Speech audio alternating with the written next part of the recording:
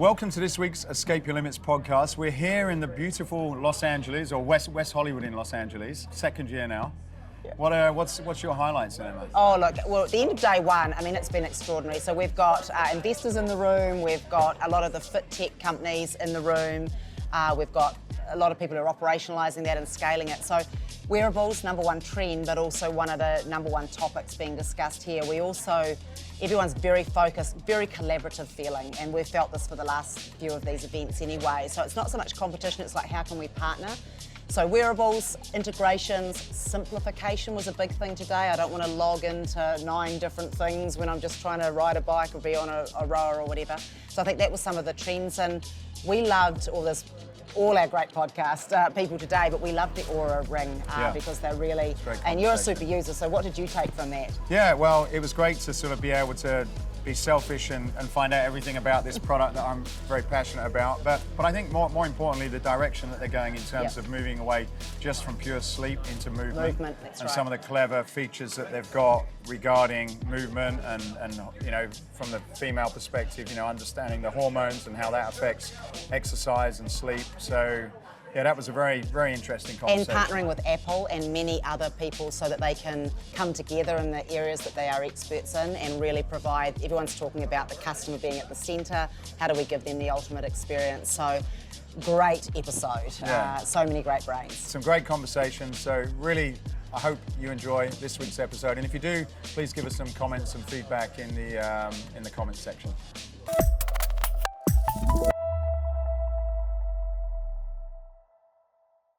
Great. Well, look, we have a really exciting guest now, Mauro Jameson from Oura, Senior Product Manager, and you just participated in an incredible panel where we were unpacking ways that we can serve new and broader people through technology such as the Oura Ring. So welcome. We're really, really excited to be talking a bit about it. So for those 3 people who've been hiding under a rock who don't know what the Oura Ring does, please give us a little bit of a snapshot on that. Then you've got a hyper user here. Matt and all his family are strong users, so I'm sure we'll be able to geek out in time as well. Oh, so tell us a bit about Oura. That's great. Oura seeks to be your ultimate health partner.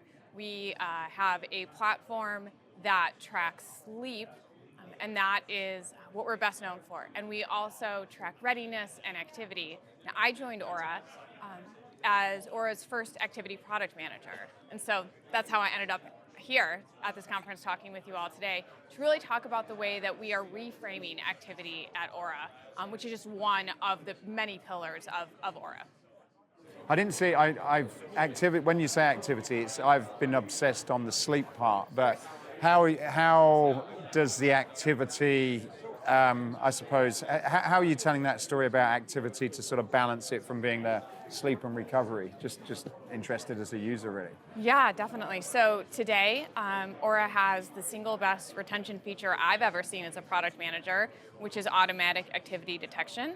It is a passive activity tracker. And what it does is capture activities post-event. Today, it works in activities that you would expect, walking, running, cycling, and there's a lot more opportunity here, and this is really how I came to Oura and the initiatives that I, with an amazing team, are leading.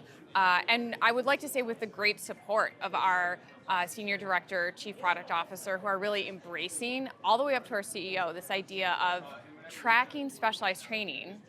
Can we be more inclusive and really recognize the reality of all of our members' lives, which is not everyone trains.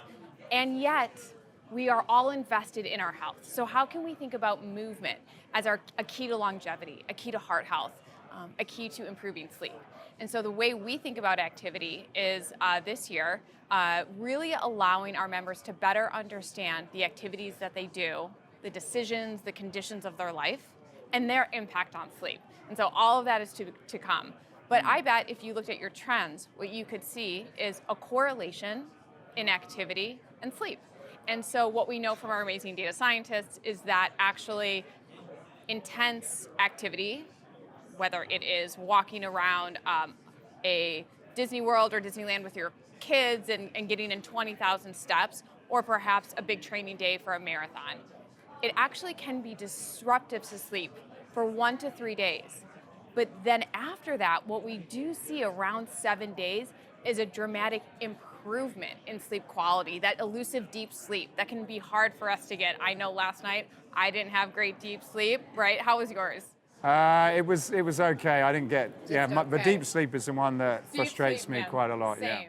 Same, and so what you can expect is more seamless tracking going forward, and really Oura taking several initiatives, and I'm just describing one, to really help establish those correlations between what you do with activity and everything else in your life. We do have a really robust tagging feature, and how we help our members understand how their decisions impact their sleep. Now, in the panel this morning, you spoke about all movement counts, and you actually gave a couple of great examples that we don't always think about. Tell us about those. I would love to. So we, as a product leader, I'm constantly, this is very redundant to say, I'm constantly thinking about where we invest our most precious resource, which is the team. And we are taking tremendous effort to deploy algorithm development, data science, data collection for things like childcare, for things like walking with a stroller, walking with a leash, for yard work, for shoveling snow. We are very proud of our Finnish roots, our Finnish heritage, and we know that shoveling snow is very relevant. Not so much here in California. Not today in Southern California. And so we have invested tremendous resources so that we can track those movements with just as much fidelity as we can a run or a cycling, indoor cycling or outdoor cycling. So that just speaks to the investment. But really the ethos of it is that we recognize our members' lives are so diverse, and we want to honor them. And I feel a great sense of mission and purpose. Not everyone can take an hour a day and train. But we all are moving our bodies. And how can we capture that? How can we use our best and brightest at Oura, who are so good at this, at capturing activity, and expand the aperture to let's give the same care to yard work, to working in the garden, to shoveling snow. So that's the movement side of it. You're broadening the church. You're becoming a lot more highly relevant for a lot more groups. Who are some of the perhaps overlooked groups that you're proud that you're working on now? Thank you for asking that question. I will share with you, in one of the proudest moments of my career, with the great support from our CEO, COO, Chief Product Officer, we empowered members, all of our Oura members, to opt out of calories.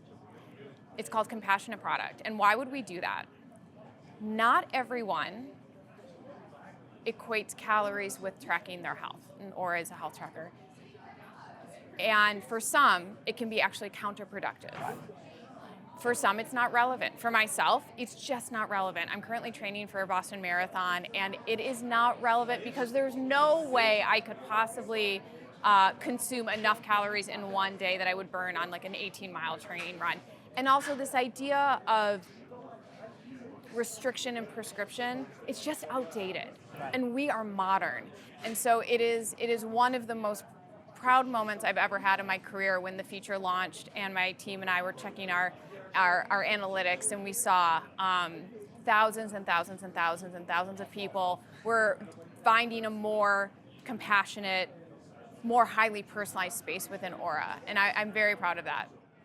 What would you say? I've noticed that you've got this new beta mode where when you look at your sleep, you've got like 2 different scores now. And I was trying to figure out, sometimes I like switching it on because I'm like, that's good. And then other times I'm saying I'm switching it off because it's not good. Like, I know. So I'm sort of playing between the two. Like, what's the goal? Because the reason I asked that question is there's obviously a number of different sleep trackers on the market. When I got this, I looked at it because it, from what I understood, it was one of the ones that was fairly accurate because of where it takes the measurements from your finger. And so I suppose it's like, how accurate is this compared to other things in your perspective? And then where are you going with these new algorithms in order to sort of get better information back to the user? Yeah, I'd love to speak to that. While I'm not highly involved in the sleep tracking algorithm, I can generally speak to it. which is that we recognize that as we gain more fidelity and more accuracy, there is a change for members. And we wanted to lessen that load, that cognitive load of feeling change. And I love the way you framed it up. Sometimes you turn the beta on and sometimes off. So what do you see change? Well, Introducing the next big thing in functional training, the Escape Barrow, a revolutionary training tool that combines a loaded farmer's carry with a sled push to develop hip, grip, and core strength. Developed in partnership with Pete Holman, inventor of the TRX Rip Trainer and Nautilus Glute Drive, the Escape Barrow can be rolled, pushed, dragged, and carried. The Escape Barrow packs a punch with an impressive load capacity of 440 pounds, and with a two-stage galvanized paint covering process, it's also ideal for outdoor use. So head over to escapefitness.com/barrow. That's escapefitness.com/barrow to find out more. Enjoy the rest of this episode. I'm obsessed, but I've used it for many years. I think I was one of the first people to get one. And so sometimes I see the deep sleep in particular. It's hard, man, isn't it?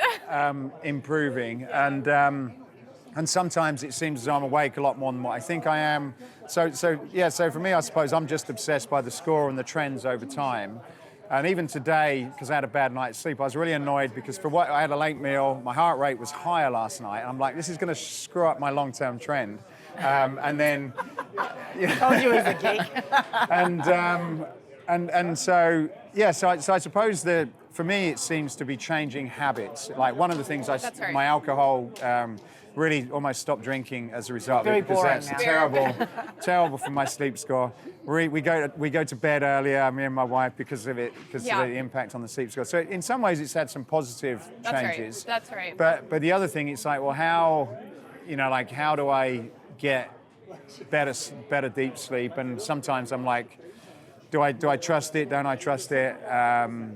I guess that's my feeling. No, I really appreciate you sharing that as a member. I'm a member as well. And let's not forget, I purchased Oura because I had insomnia for about 8 years. And I think it happened right around the time I was training for Ironman. Right. And I think what had happened to me was probably a little bit of like fatigue, maybe cortisol, some kind of like adrenal situation.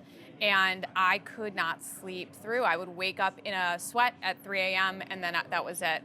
And I got Oura and I began a fairly long process to correlate my behavior with sleep. Yeah. And so I just want to recognize that it is hard and there is cognitive load. And I am so thrilled to have this conversation this time next year and share with you all the things that I know I'm working on and that we have a tremendous team at Oura working on that I just can't share right now. Do you think you can, because that's one of the things for me, without consuming the conversation, but the hormones and the stress and things like that, like I have the 3 a.m. thing still now.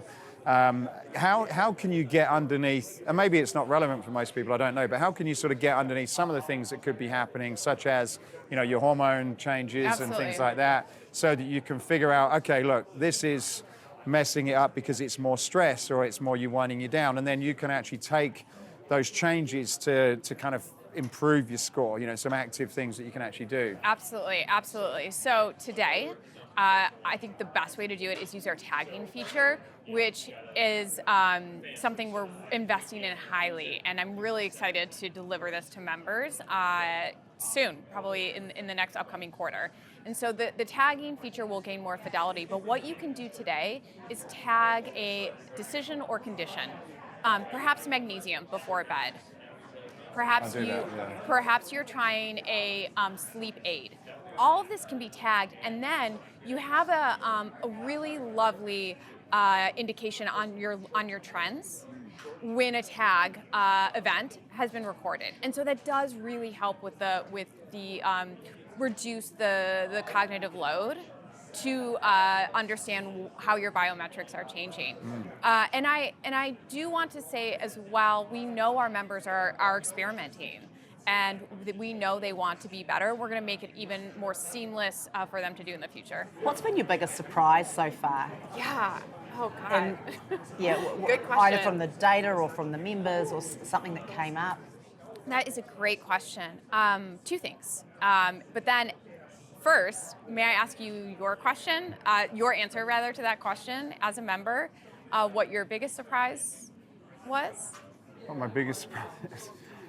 I have a lot. I think just how much of everything I do when I'm not sleeping has an impact on my sleep. Isn't it true? Isn't it the truth? Yeah, and also to build on that, how my general performance, and maybe it could be like I'm reading that and it's influencing my performance or vice versa. I don't know. It's difficult to tell the difference. But in general, like, for example, so I weren't drinking all of last year, and then I got a birthday and Christmas, end of November, and then Christmas. So I decided to have a few drinks. And when you look at my, I'll show them after you. When you look at my trends, I'm like, happy to take them. Look what this has done to everything. And then January comes back in. I'm in February now, and like, it's had a massive impact, and I feel differently. My mental health and state and positivity is totally different. Yeah. So you can kind of start seeing like these trends, and it's like, okay, that's probably not a good thing to be doing all the time, even though you're fooling yourself it is. Right. And you probably want to kind of get some of those things into control in order to sort of live a better, happier, healthier life, I think. Thanks for sharing that. It's intimate, isn't it? It's very, I see our role at Oura as a great honor and responsibility because we are a partner to your health. For me, I'd like to answer that question in two ways. The first is, I'm on my going into my almost third year as using Oura, and I can share with you some of the things that I've discovered. The first is that my brain really likes being active. And so around 6 p.m., if I can stop working at 6 p.m., it allows me to almost always have an uninterrupted night of sleep. Right. And so it's that 6 p.m. cut off from that big cognitive load. That's quite hard. Yeah. Right? We live in a world where jobs almost 24/7. Yeah, that's right. And so as I say this, of course, I say this as a human being who is always struggling to make this right. The second is drinking. I regularly drink now. Right. I just don't. That's not worth it. Just don't want to see it. I don't want to see it. Yeah, and I don't feel great when I do it. I take magnesium before sleep, and then when I am in a big training block, so I will cycle through ashwagandha and a few other supplements, but those are on a cycle, not always, and that has to do with kind of like athletic training. Because again, that's all load. Our bodies don't know the difference between workload, training load, family responsibilities. They just see load. So that's kind of how I think about it. But as a product manager, one of the biggest surprises I have had, and truly, and I think this is one of the most exciting spaces at Oura, is the way the transformation that our members have throughout their lives. And oftentimes, digital platforms and fitness platforms will solve for how someone exists today. But what we should be doing, and what I'm so proud to be a part of a team that is doing, is solving for change. The only thing I can say for certain is your life will change, and so will yours, and so is mine. And that's the only thing I can say with 100% certainty. And so how might we deploy a platform that solves for change? And so that was the most interesting part as I was onboarding to Oura, is how much habits change. And if we can solve, I have this hypothesis that if we can begin to solve for change with technology, with better tracking, with better decision capture, then we will truly allow our members to understand the impact on their lives have on their biometrics. So change is no longer an edge case. Right. Oh, that's great. I know people say that, I've had conversations about wearables, and, you speak to some people and like, really, you shouldn't need to have something to tell you what to do. You need to get in touch with yourself. But then we've also explored that conversation. And in some cases, it's almost like training wheels where you can get a little bit more in touch with yourself. Yeah. And I suppose, I think for me, it's a balance of not totally, without thinking, relying on it and not almost making any decisions. But I think if you can kind of learn and use it as you go into different areas, and then get in touch with your own body. Yeah. I think that's that's something that I've figured out is also quite important. So let me add a layer of complexity here for you. And now imagine you're doing that. And Oura, our insight messages are best in class. And the way those are written, we encourage reflection. I mean, there's such a great team at Oura leading the tonality and the internal introspection.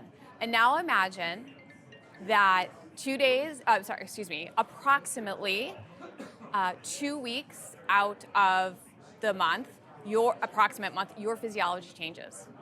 Your HRV changes, your resting heart rate changes, your sleep changes.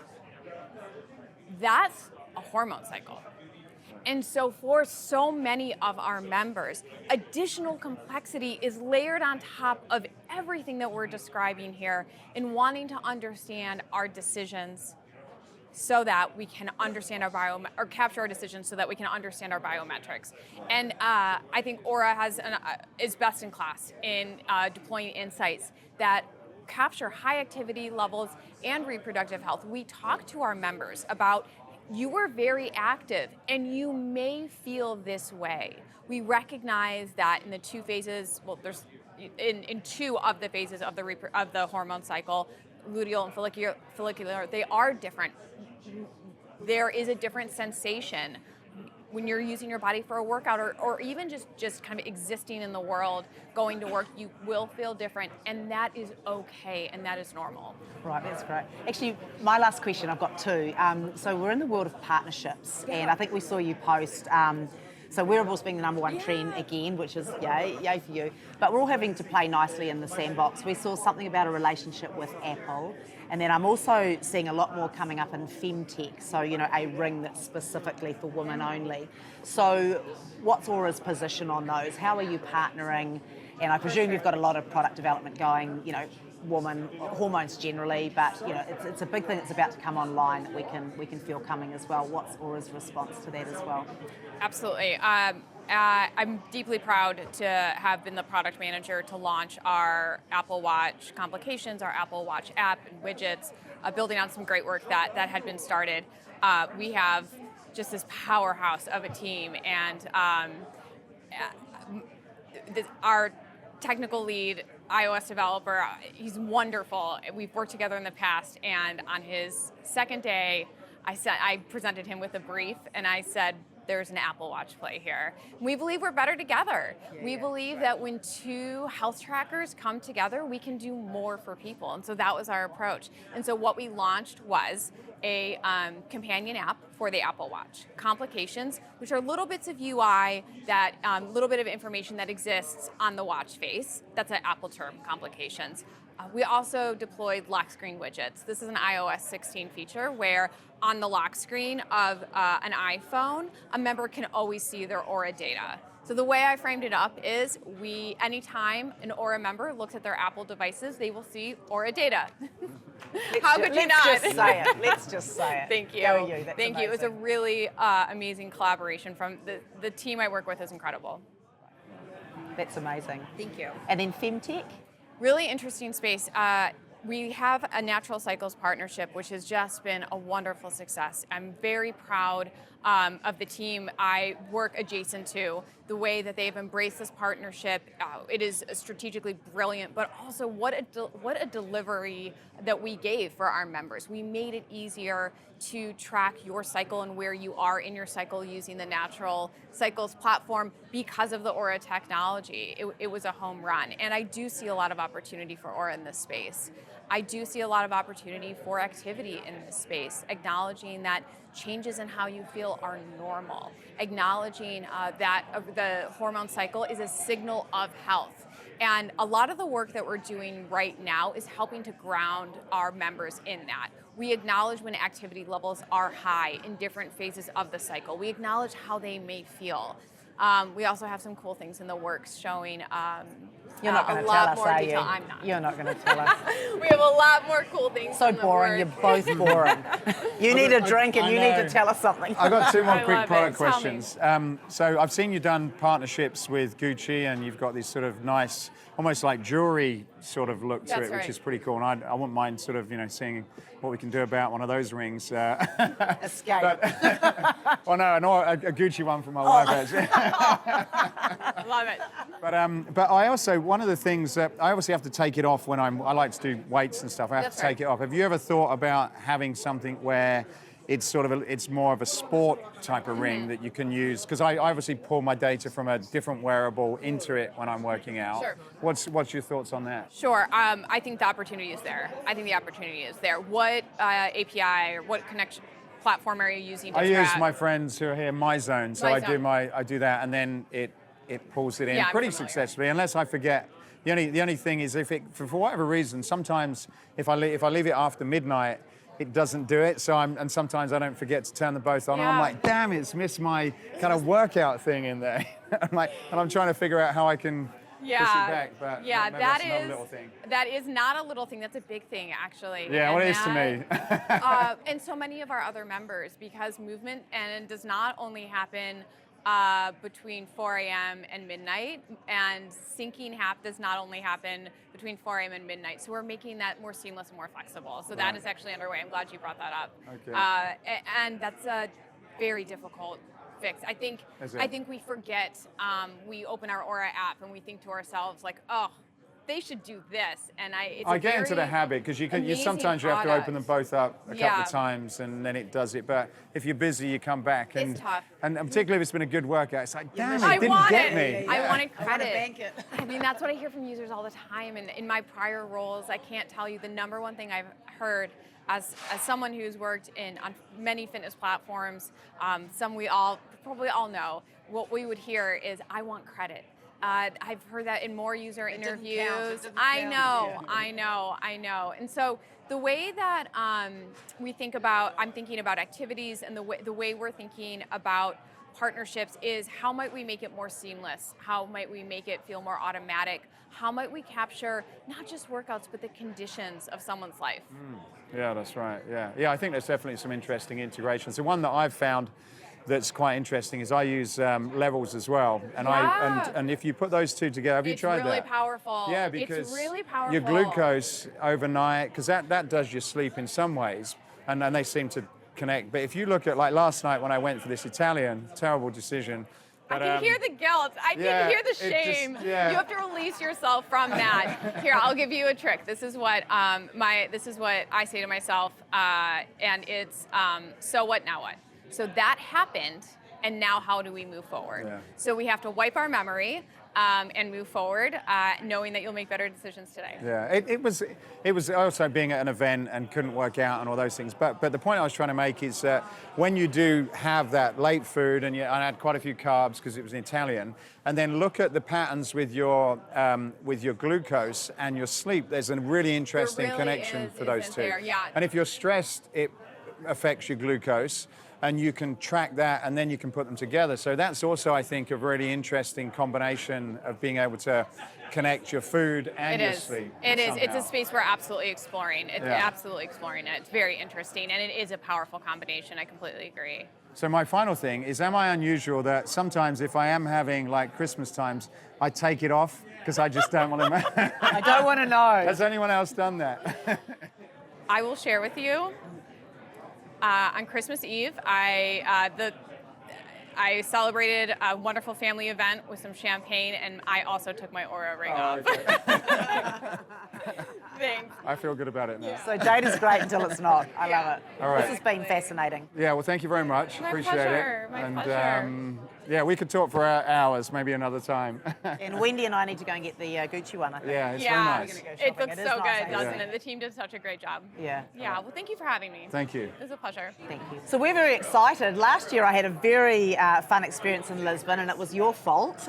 So welcoming Mauro Frota from Portugal, from Lisbon. Wonderful to have you with us. And you are the CEO founder of BHOUT Boxing, which I loved. So welcome. Thank you so And much. there's lots of different angles that we want to hit in this, because I know a little bit about this, having interviewed you recently. So tell us, what is BHOUT Boxing in the connected fitness space, and why? Why have you created it? Why? It's a long question. I'll try to break it down. So we have created what we believe is the first connected boxing bag, and we are marketing it as the first boxing bag with a brain. With a Meaning brain, I love it's, that. It's the first boxing bag with AI, and the reasoning behind it is that we study the science of motivation. That's my academic background, and we understand game mechanics and game design. And so the idea behind the bag was that we needed to create the ultimate gaming machine. And so to do that, the bag itself needs to understand where it's being hit, how hard, how fast, what technique you're using. So that part is done, and now we are moving to the fun part, which is content, content around game mechanics, game design, how to pit. So just before we step into that, tell us about how would you unpack AI? Like you mentioned, so it can tell if I'm punching it or kicking it or elbowing it. Is that what you're telling me? Yeah. So again, we have developed the remote controls. The vision is that you don't need any apparatus in your body to be able to engage with content. And so you just use your body. And so the system needed to understand everything that's happening.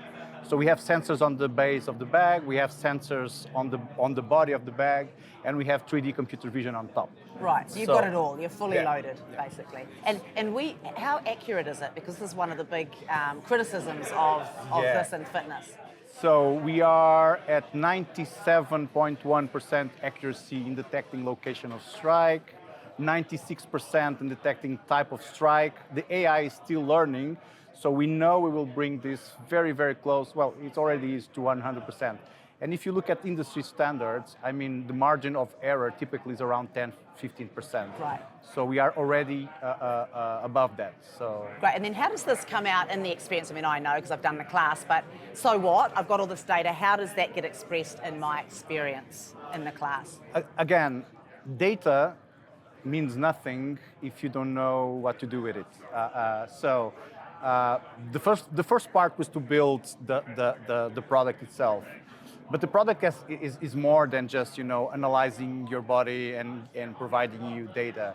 It actually incorporates 2 mood rings. So we have studied music, we have studied the influence of color and wave of light on motivation. So we have studied nudging principles. I actually started that on my master thesis in university, and we have incorporated that in the bag, meaning that the bag is there to motivate you in a subliminal level. I mean, you don't understand what's happening, but you get into flow state very fast. Give us an example, because I've not done the class like Emma has, and a lot of people listening, explain what it is that is happening to me. Yeah, so Hema did a class on the previous version of the tech. We are launching the final version, let's put it like that, this year. So it had limited capabilities concerning data. But what we have created is a machine that motivates you and that adapts to you can actually adapt the exercise and the mood around it. So in a typical class, because we are testing this in a club setting, what we call the lab, and it's within the lab that we choose which features go into the final product, physical product, app, etc. So each round is very different from the next one. So we have 9 different music formulas and 9 different color formulas and wave of light formulas. And what we have proven is that when you mix this, people go into flow state very fast. And flow state is what we as an industry want for our end users, because is that a definable? I've read a book about flow state, and it's kind of fairly is flow state in your mind a very definable thing that you can get to and measure? The best way to describe it, I think, is that when people lose track of time, when time seems to move faster, you're in flow state. Mm-hmm. And that's what we want, because most people don't like exercise. I mean, most people hate it. There are biological, anthropological reasons for that. But I mean, it's very hard to go beyond 20% market penetration if we don't start looking at the science of motivation, of nudging, and so on. And so that's what we really went deep into. And we have validated this machine that can actually, and we have proven that it can actually motivate you.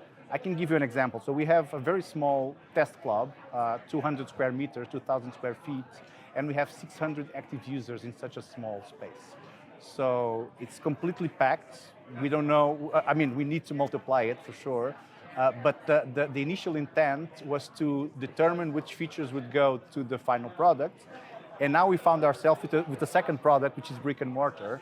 And so we are multiplying that as well, because it's an outlier in the industry, the numbers we are having. With the music, what are you doing? Using regular produced music that we'd all hear, or are you creating some special sounds yourself? No, it's regular music, but we have a formula where each music formula, each of the 9 has its different BPMs. That's normal in the industry. Different genre, but also different volume. And so what we figure out is that all of this together with the exercises, the nudging, the light, will get you into flow state very fast. And bear in mind that 90% of our users are not fitness savvy. They are people who tried a lot of things and they gave up, and they stayed when they find our test club. So something is happening over there that we now need to replicate, multiply, and put the product out there. And I should imagine at this point you've got a lot of decisions to make, because you initially piloted a club within a club. So you did a big club in Portugal, a big successful club. You then did a boutique, which is pretty much sold out. I only got the last, bag, just lucky at the last minute. Then you've got a home product, correct? Yeah. And then, so you've kind of got a B2C, B2B, and a B2B2C, I presume, as well. So where are you putting your focus around all of this? So we really believe that the future of the industry is hybrid. Right. I know it's a big word. Everyone is Everyone's dropping it. is throwing that word around, but we were developed and made with that vision in place. Right. So we want to provide a seamless experience between club and home. Right. And so, again, the test club that we are now multiplying happened by chance, because there's no B2C markets in Portugal. There's hardly a market in Europe besides UK and Germany. Right. The big market is here in the US. Right. We needed to test the premises and the features, so we opened the club, and all of a sudden it's a huge success. So. Yeah, that's great. Let's pause on Portugal for a moment, because there's a few things you've done which really honour the Portuguese culture. So I know that your product is, some of that's Portuguese made, and then I also know that you're beginning to build up a very strong fit tech community, supported by government, I understand, to really build that muscle in the industry. Is that correct? Yeah. So we are trying to run away from Asia to manufacture the product. One of the reasons is that's a big question mark around Asia right now. Right. Nobody knows what will happen with China, with the United States, right. with Russia, and so let's not turn it into that podcast. But again, Portugal is a very stable country, a lot of expertise, still cheaper labor compared to other parts in the world. California. Yeah, and so we will keep it there. So most of the manufacturing will occur there, and we get that CE marking, which is also interesting to sell it to different regions of the world. So that's one. 2, the ecosystem around startups in Portugal right now is booming. I mean, we have a lot of government support. That's one thing that it's called the Unicorn Factory. Portugal now has more unicorns per capita than Germany, Italy, and Spain combined. Wow. So the ecosystem is booming. A lot of American VCs are actually moving to Portugal. The Web3 scene is exploding. I think Portugal is leading, or one of the countries leading the Web3 startups. And so it's a very good place to be right now. And the weather's nice. And the weather is nice. And the wine. Yeah, and the lifestyle. Way cheaper than the United States. So we just opened the company in the US. I was considering moving full-time to Miami, but we are now reconsidering that, because we are also opening spaces in the Middle East. And actually, Lisbon also geographically is in the perfect position to fly everywhere. I mean, that's the reason why on the 15th century, the sailors got out, because geographically they were well positioned. So we've covered politics, history, a bit of fitness. We cover everything. What's the actual instructor experience? You have a trainer in there. Like, maybe you can tell me what yours was when you go into the class. I'm fascinated to kind of imagine what went on. I've done a bunch of boxing kind of classes. So how is this different from a class perspective and an instructor perspective? Right, so I'll give my experience, and then you can tell me what's changed. So I was on last year's technology, so I don't think I've got all the bells and whistles, but I arrived in, I had Stefan one of the guys from the Fit Tech Club said, you've got to go and try BHOUT. I hadn't heard about it. I looked it up. Everything was online, first of all, so I got right into the club. The first person I met was my coach in the actual room. So I looked, like you do for normal boutique, booked online, paid online, signed up, all the things, arrived. There was a kiosk that told me everything I needed to do. There was some beautiful social cues on the wall that said, help yourself to coffee, but we have a rule around here or something, I'm paraphrasing, we don't drink alone. And I went, that's really cool. All of a sudden, I was nicely forced into a social environment without someone having to interact. So that was really interesting to me. Everything, there was 2 seats. Everything was set up to have a conversation with someone.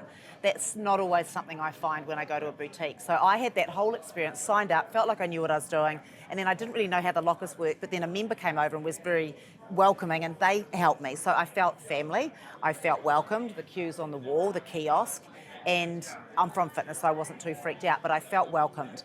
Then I met the coach who was amazing. Then I did a class. We were all getting a score up on the scoreboard here, so how hard I was hitting, how fast I was hitting. It was a blend. I knew because I programmed myself, but I knew that it was in chunks. There was the hard and heavy bit, and then there was the metabolic conditioning or whatever. Then there was another hard thing. Then there was some great core work. And we used a lot of equipment. We were pulling it in and out, so it was very eclectic. So yes, there was boxing, but there was also a lot of other cool, sexy equipment. So it felt fresh. I could see that they were going to keep it refreshing it, which can get a bit tired in some boutiques after you've been going for a year or two, right? So had the experience, got my score at the end, had a wonderful experience. We had the selfie, like all the usual things. But to me, I was taken much further through the journey by technology. I then had, I loved hitting the bag. It felt real. I've punched and kicked a lot of heavy bags in my life, so it didn't feel tinny. I mean, everyone's kind of gone for the little aqua bag, but there's only so many things you can do. And what I don't like about that bag, and sorry if this is your product, but I don't feel it in my rhomboids the next day, so it almost absorbs too much of the stuff, and so I don't get the workout. So I had this whole experience. I just felt that it was nice. The coach was amazing, and I could tell it was successful. Guys, girls, I know it skews female, right? Like most boutique. But in the class I was in, it was 50-50. It was 50% guys, pretty late at night, real cool vibe. And I thought this all got done with one guy who was doing 4 in a row, and he was just doing the teaching of the teaching. Everything else was taken care of. And so for me, it felt good. And I was like, how'd they get that score? And that's when I thought I had to meet this one and find out. So what have I missed? Because now you've probably done you mentioned the bag. The bag itself is a different bag. So what we are trying to do is mimic the density of the different body tissues. So the bag, of course, is proprietary. It has a water core.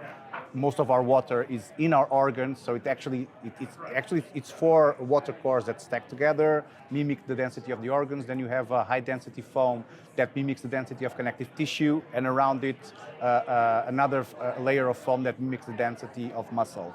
So it actually doesn't feel like you are hitting another bag, it feels like you are hitting a person, and we want to bring that element of realism.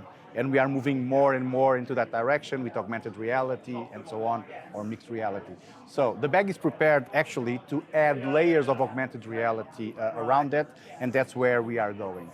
Concerning the class itself, we believe that part of the success is also on the coaching side.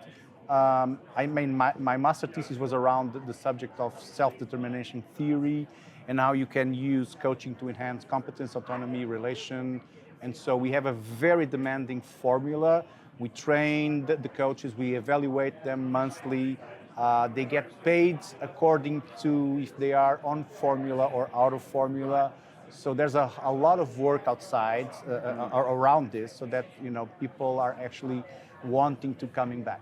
Does it seem? Sorry, just before you go, I just forgot to say there's times where you come in and you show respect to the coach as well. So there was, and again, you see it in some boutiques, but I knew it was a part of the formula and it worked. So he caught me in those quiet, reflective moments and just came and gave me that little, and it was just at the right. So it was just right. I got a great workout, interacting at the right times, going hard when you wanted to go hard, helpful in coaching but not over coaching. So I think getting that tone right is very important, especially as we welcome more beginners to the space who are freaked out by it. So just the tone was right. And once we go to scale, I mean, scaling technology is easy. Easy, yeah. Scaling people is hard, and that's why we pay so much attention to the formula.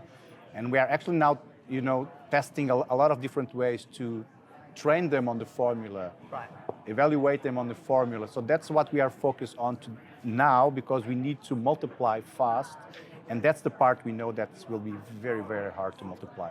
So my last question, how do you, because there's a lot of different elements, you know, we've talked for quite a while. How do you boil all that down and simplify that into into your proposition that you're going to go and say, well, this is what it does, you know, because it's not a boxing program, it's not technology, it's not a metric, it's you've got the flow. Like, how have you figured out to communicate that message in a very simple way? We say that we are a gaming company with the heart of a fitness leader. So that's what we do. We are. So you don't even use the word boxing in that, then? Yeah, we are merging gaming and fitness. Okay. And it happens to be in a boxing bag because it's engaging, it's visceral. I mean, fight or flight response. We all did it sometime in the past over our evolutionary period. So I mean. And it's easy to capture the data relatively because you're hitting stuff. Yeah. And But when you hit something happens Right. to us. You know, it's like it's embedded into us. So we may shift that in the future to other products, but everything we have learned about nudging, about self-determination theory, about bringing game design and gaming elements, about augmented reality and so on. But for now, we are focused on this product, on this first product, on this first. just touch on that for a second. You're working with some really world-leading gaming teams, right? Yeah. I believe from Finland or something. Yeah, we are doing a partnership with Aalto University in Finland. Finland in Europe is leading XR gaming, augmented reality, mixed reality, VR. So we are partnering with one of the best professors, and he really loves the product. I mean, we have developed the remote controls. Now we need to develop very cool content around that, gamified content. So fortunately, the design of the product itself, the vision of the company is attracting amazing talent. I mean, we are hiring a CTO. We had 44 people applying from the biggest tech companies in the world. We could not believe it because we are early stage. So we are actually attracting, and I'm not sure if I was supposed to say this, but there's one very cool guy that is working with deep fake technology in Hollywood movies, which may be a front runner for the role. Interesting. Very good. Well, thank you so much. I'm going to have to come out there. We have a family place in Portugal, so I'm going there in the summer. So I'm going to come and have a workout. So please reach out. Yeah, and you know that I'm moving there sometime, so we'll all meet in Portugal. It's an amazing place. Thank you. Well, look, here we are, Connected Health and Fitness Summit at the London in West Hollywood. There are worse places. Los Angeles has a beautiful day on. We've got an amazing guest today, Eric Posner, who is from Swerve Fitness. Incredible concept, which we're going to hear about. And you've just come off an amazing panel. We were fascinated. We're going to hopefully get into the data side of it. So tell us about Swerve. Awesome. Well, first off, thank you so much for having me. I'm honored to be on the podcast. You've done such an incredible job with it, so happy to be here. So for Swerve, to kick it off, I mean, we actually started our company back in 2013, but it was a completely different business then. We started off as a brick and mortar indoor cycling studio back in New York City. We got to 4 locations and the business was booming, but then the pandemic hit and obviously impacted our whole industry and really shifted things pretty seismically. So at that moment in time, it really forced us to think about our future, but also reflect on where are the opportunities in the industry. And even before the pandemic had hit, we'd recognized that there's this competitive tension going on between the big box gym and the boutique. And arguably, and actually from the data, the boutiques are growing way faster than big box, but yet there hasn't been anybody to figure out partnership. And given the big box gym has so many things to think about and to worry about, and we were solely focused on being experts in indoor cycling, that's where the vision started to shift of how could we scale this in an asset-light way and power the indoor cycling studio within a gym. So we already started thinking about that before the pandemic, but then pandemic hits and it opened up the door for us to do it in a way that is just way more scalable than us going and training trainers at all of these locations. So I know I'm doing a lot of talking here, but just to get right into it, I think one key insight that we saw is that because the consumer was stuck at home for a year plus, it just completely normalized a virtually led class. It also introduced them to the likes of top talent, to elements of technology that made it more immersive for them, things that are historically not very scalable within the physical setting. So that's where we came up with this idea of delivering a virtually led class into the cycling studio within the big box gym. We approached one of Peloton's co-founders, a woman by the name of Marion Roman, who's a pioneer in our industry, and we just built a team of experts, and we started building. This was in 2020 that we got to work, put our heads down, and we knew the world's going to come back eventually. We want to have this product to fill this gap. And we brought it to Crunch Fitness, and they were like, listen, this is perfect timing because the pandemic has spurred labor shortages. We're struggling getting talent back in. We're doing, maybe one class per day in our cycling studio. The space is sitting there empty. Let's trial this out. Let's put Swerve in there, fill up the class schedule with essentially a class on the hour, every hour. And the data from that has been exceptional and has truly opened up the opportunity to scale with them and with other partners. Right. It's not a new idea, obviously. I remember I did a Les Mills one actually many years ago in London at the Harbour Club. I think they did that. So how have you, and at the time when they put that in, that didn't work, and I'm not sort of saying that anything about your product, but it just used to sit empty, and I'd go in there on my own and have this whole studio. So what have you been able to do to kind of make those areas successful then? Well, I appreciate that, and I do think timing is key. Timing was everything. Going back to the consumer has now accepted it. If they weren't stuck at home taking classes behind the screen, forced digital adoption, right? Exactly. It just expedited that. And then couple that with the gyms also having these challenges and needing them to be solved. But then really our whole hypothesis was that the consumer would accept it and within a group setting as opposed to being at home alone. So we had to prove that out. And so that's where we really dove deep. And when you peel back the layers of the onion of what are you actually taking away when you remove that real instructor out of that class, you're taking away people feeling seen. So we had to solve for that. So how do you solve for that? Everything is live. All of our classes are live. So that's a big thing. Nothing is on demand, right? So then we built out this tech stack that can pull the data off of any bike that is already in the room. And the way that we package the experience is such that your location is a team and you're competing against all the other locations in real time. So there are two things. So one, feeling seen, because the trainer in real time can call out your location. Could say, oh, Burbank, Tallahassee, New York City, and so that's where you're like, it just gives you that added extra motivation as opposed to if it were on demand, you're not getting that, right? So that's big. And the other piece to it is that solving for all these challenges for the gym around how do you make it super seamless for them? How do you make it so that because there are a lot of nuances to operating a club. So how do you make it so that it can be completely unmanned and that's where we use QR codes where the rider can check in. Because they check in, we get that data in real time. We then send the consumer an email after class with all their stats. So that is also something that is very engaging and gets people back and drives retention. So yeah, I think it's kind of a combination of those things, the gamification. But one last piece to it, the way that we are doing the studio versus studio location, that's something that we learned from operating boutiques is that community is everything. And most boutique studios, they harness community either before class or after class. Whereas this is an experience that harnesses it within. So when you show up, you're not just, you're not on an individual leaderboard that can be alienating. Or you're not just showing up to a 7 a.m. class with somebody and, you're showing up to that 7 a.m. class and everybody is in it together, working towards one common goal. And that's what unites the group and harnesses community, the hooting and hollering, the high-fiving, the talking after class, about what just went down, and I think that's what is really so special about what we're offering. And you've tapped something very interesting. Even in this conference, which looks like a whole lot of random strangers, the question was asked, how many people have ever been part of a team sport? Almost every hand went up. So we're tapping into that sense of belonging that's been there before. Talk to us about some of the numbers. So is it working? What sort of numbers are you finding with partners because of Swerve? I appreciate you asking that, and this is what we are so excited about and why we feel so confident that this is the future of group exercise, what we're delivering. And maybe not for every modality, but definitely for the modality that we're working on because we're going in and partnering with gyms. And in one of our most mature clubs now that have been open for over a year, we've more than 6x the amount of bookings into that cycling studio. We've shown that we're delivering classes at about 1/12 of the cost than what they were paying. So it's way cheaper and we're driving significantly more output.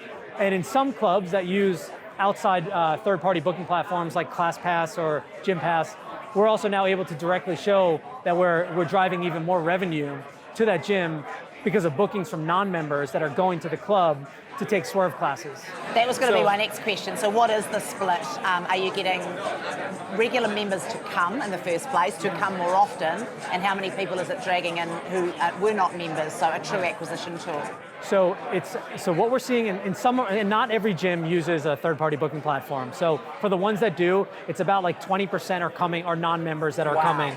But our value proposition also is, once you put us in, we're turnkey, set and forget it. But where we need assistance from the gym is to just get the word out to your members, right? So we do have we put together these tools and all these different things from a marketing perspective, but low lift, just like let your people know about it, then our job is to get them to come back, right? So because another thing that we've learned is, and I'm sure you know this well from Les Mills, is, with group exercise, the reason why gyms have it in the first place is because the more members who take Group X, the higher the lifetime value, right? The stronger the community. You might leave a gym, you're not going to leave a friend.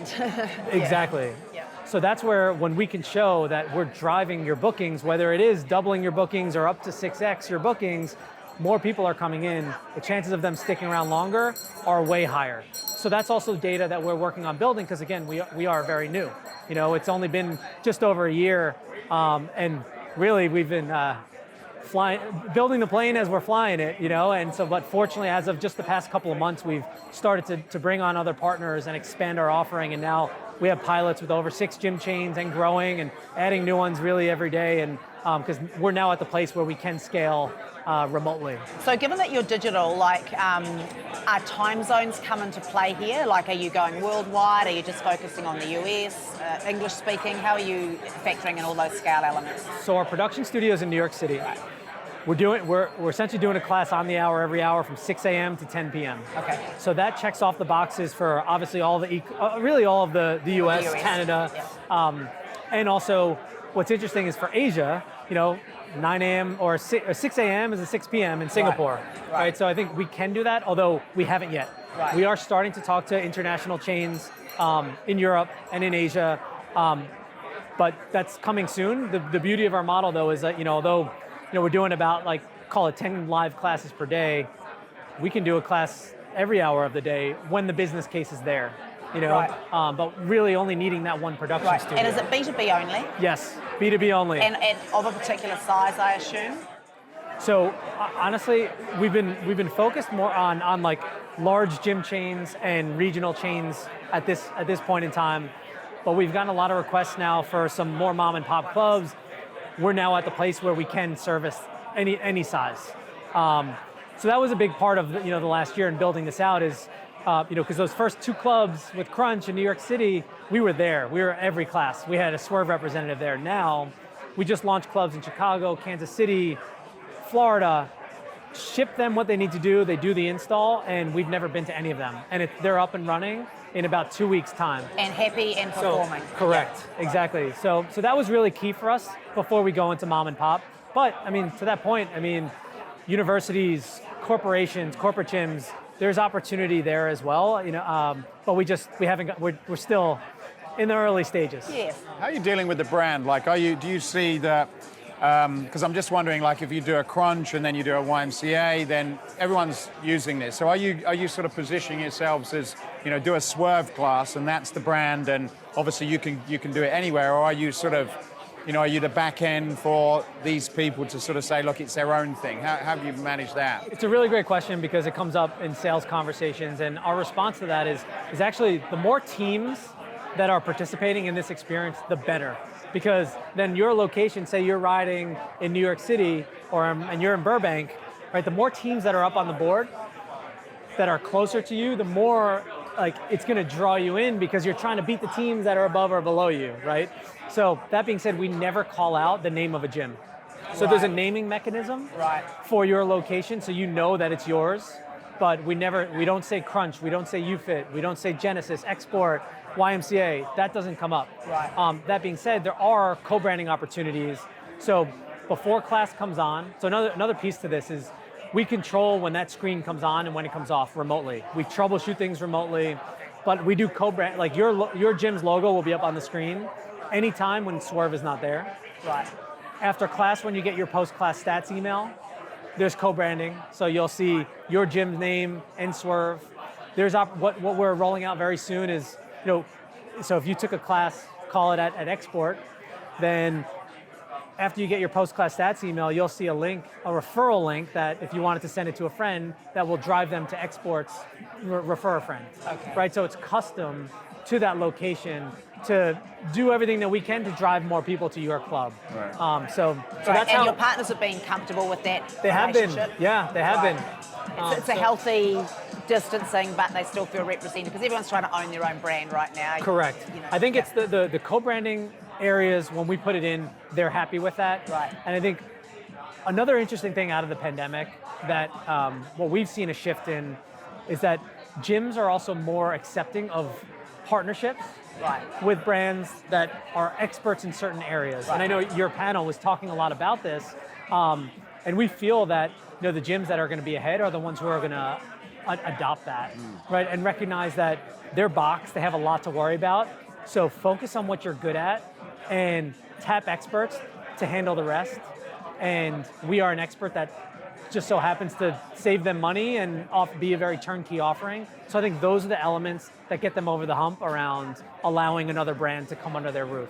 One of the things that we spoke about on the panel was this login and data ownership and how there's so many different systems to log in. How have you, how does it work on your side in terms of the convenience of doing that, and then where, what data the club gets and what data you get, and how that whole thing works? So this was very important because we operated boutiques for 7 years. We know all the nuance and all the headaches and all that. We also knew that when trying to sell into gyms, it would be too much friction if we had to connect with all their back-end systems because they all have different ones, right? So that's where we said, whatever system you have for booking, keep it. But, so if somebody books through your app to book the cycling class, great. When they show up, we put QR codes on every bike. The member will snap a picture of the QR code, and the beauty of it is that phones these days auto-populate. They know. So all we have them do is enter their name and email, which, because it auto-populates, it literally takes 2 seconds. Okay. But that's what ties you to that bike. And eventually that'll change, where it'll recognize your phone, so you won't have to enter that. But for right now, super easy, seamless. The members do it because it ties you to that bike, and that's how you get your email after class. So, which the member loves. And that email actually has a 90% open rate. Wow. Because members, they want to see their performance. Yeah. So that's been a really powerful engagement tool to get people back into to take another class. Right. And do you see yourself building on, getting more information about the users and then kind of working on that on the back end anymore, or? So, sorry, I didn't answer that. Okay. Part of your question. Although we're getting the email and like name and email, it's not, we don't own that. Okay. Right? We make it very clear to the gym that this is your member. We will not market to them. Anything that we do, it is approved by the gym. Right? And the other part of we've done drip campaigns, we've done everything. We know how to get people back, how to send an email that says, "Oh, we miss you" email, something that simple. Or, "Hey, you just got a score of 400 Swerve score in your last class. Why don't you try and beat it?" There are little things that we used to do to fight for every single visit operating our boutique that we ask the gym for permission if we can do that. And so it's truly up to them. The other part around the QR code is right now, it is very much just sign into the bike. We're going to be adding functionality very soon of when you sign in, you can choose, if you're new, hit a button, a video will pop up for how to set up your bike. Love it. And that's also specific to the gym. So if you have a Stages bike, if you have a Schwinn bike, Kaiser, whatever it is, that video is going to come up and show you how to set that up. And it can be delivered, that video can be created by somebody at your gym. Right? So there's your branding. So those are the elements that we're looking to infuse in to make it very much in collaboration with the gym. Excellent. Yeah, that's great. And then we're closing this out. So final question, you're in the tech space. What do you think is going to be the biggest change coming from a technology perspective in the next, say, 2 to 3 years? Well, very much aligned with what we're working on solving is just seeing how technology is infusing its way into the physical experience. I think because the consumer was stuck at home and experienced all those benefits, but yet they're at home alone, And the data is now showing people are going back to gyms because they want community, they want camaraderie, they want that. So it's now time for the gyms to adapt. And so I think the gyms that will win, and also the vendors or the suppliers that will win, are the ones that are going to be able to effectively infuse the physical change along with the tech change. We've heard that a few times today, haven't we? It's not all about the technology. Definitely. Definitely, it's about technology, but also not doing it in a too overwhelming way, right? And we just get bored. I mean, humans, we just get bored. Like, I'm sick of my garage after 3 years, so we're going to go back and do something. That's great. Definitely. So yeah, I think a lot of innovation is starting to come out there. A lot with the equipment, but also kind of how you tie it all together seamlessly, easy. Yeah, exactly. But also, I mean, look, content is something that has always been important in our industry. It's just now being consumed in new ways, right? So I think content will always be super important. So I think that's another thing, is the ones who will win are the ones who are going to provide amazing content in their expertise. Right. When you hear Peloton, what do you think of? Cycling, right? They're in other modalities, but people have drawn that and they've done a really great job with it, right? So I think for Swerve, that's the same thing. What you're going to think of, we're going to focus on what we're doing. You're going to think of team. You're going to think of team-based competition and cycling, and just really, staying in our lane, doing it well, and supporting gyms. Brilliant. Eric, thank you very much. Thank Great you. to see you. Thanks for having me. Really appreciate you. Thank you for listening to this episode. If you've got any value from it whatsoever, then please do us a favor, like, subscribe, tell somebody, and that will help us to be able to continue to do more of these and help you escape your own personal limits. Thanks for listening.